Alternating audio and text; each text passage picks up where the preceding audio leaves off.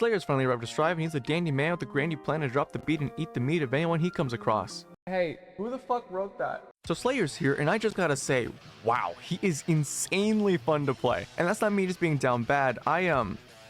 Listen, I'm legally binded to not betray ABBA, but if I wasn't legally binded, I'd definitely say it's part of the reason. Now, Slayer is what Strive calls a power character, and damn, they weren't kidding.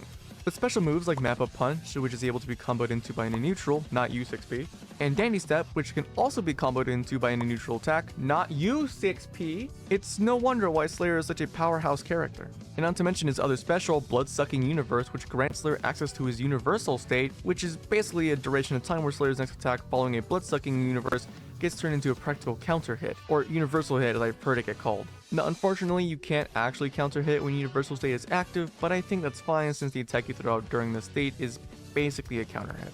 But taking a step back from Slayer's special moves and looking at his neutrals, they're all fairly great, with every single neutral being able to be cancelled and comboed either right into another one or into a special move. Not U6P, god damn it! Finally though, we come to Slayer's overdrives. Super Map Up Punch, an overdrive that only requires 50% of the tension meter, is an attack that sends Slayer punching out of his close towards the opponent at barreling speeds. Oh, and if you're wondering, yeah, this move goes across the entire screen. Next up, we have Last Horizon. Now, even though this attack requires 100% of the tension meter and has a certain amount of range, this attack does an insane amount of damage, to the point where if you're able to get at least 35% of the opponent's health down and then use Last Horizon, it's basically a guaranteed KO. Now all of this sounds great, and believe me, it is. But surely Slayer has a downside, right? Well, unfortunately, yeah, and it has a name, Hand of Doom. This attack is performed by backdashing into a 6S and is supposed to act as a way to catch your opponent off guard, but to be honest, it just falls flat most of the time. Although that's probably due to its startup frames, which is 12. Hello? Oh my god! Well, aside from Hand of Doom, the only other issue that Slayer has is his 2P and ability to get out of a corner. See, most of the time when you're pressed up against the corner, you're able to mash 2P while holding guard in order to get out of a pinch.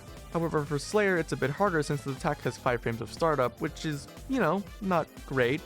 And from experience, 2P just doesn't help out the way it should. So sure, you can still mash out of a corner with it, but don't expect instant results if your opponent knows what they're doing. But aside from literally only 2 moves being pretty meh for Slayer, he is absolutely incredible and is a character that I wholeheartedly recommend you pick up. Actually, you know what? Screw that. You are playing Slayer. Come here. Oh wait, come on. Don't end the video now. I didn't even tell him to.